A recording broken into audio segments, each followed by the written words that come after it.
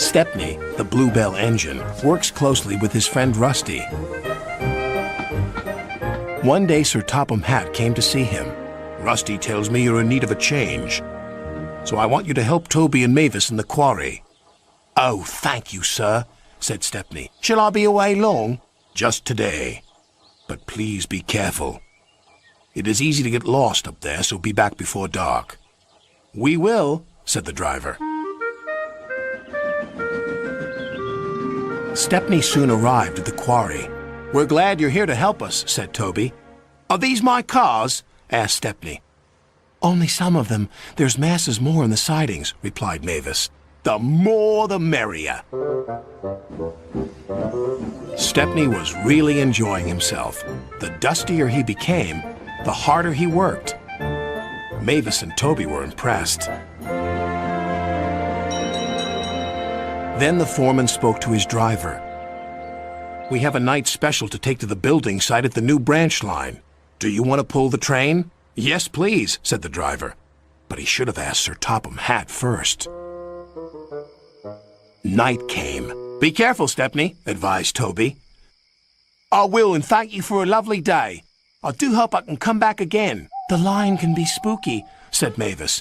"Thank you for the warning." And with that, Stepney puffed away.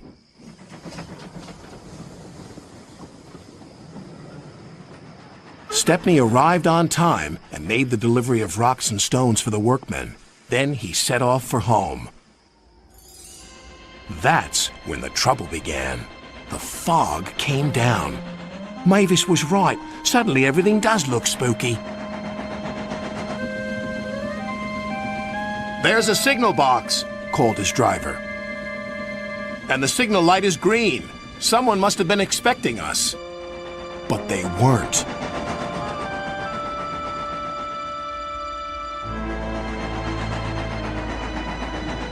The points had been set in the wrong direction, but Stepney didn't realize this. "Home, here we come!"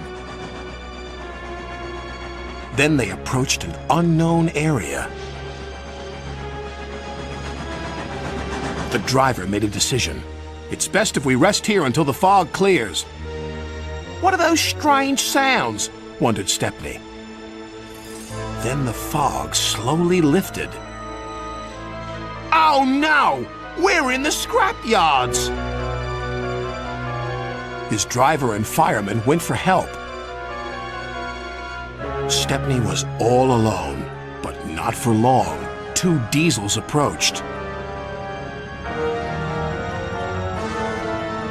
"Got you this time, Stepney. You'll make very fine scrap indeed." "Buffer 'em, Bert."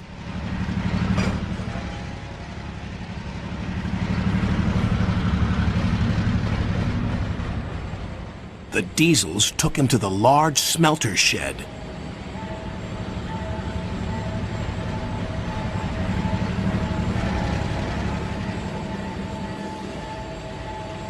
"Bye-bye, Stepney."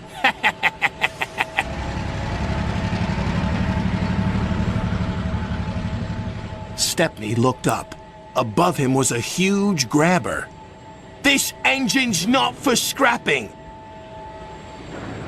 The grabber wasn't listening.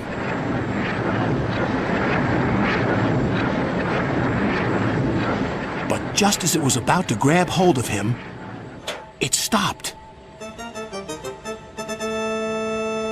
There stood Sir Topham Hatt. "It's a good thing I'm visiting this yard tonight. Saving you from scrap is becoming a habit, Stepney. Please stop it." "Yes, sir. But I have learned something." "What's that?" "There's no place like home." "And that's exactly where you're going now." "Bluebells forever."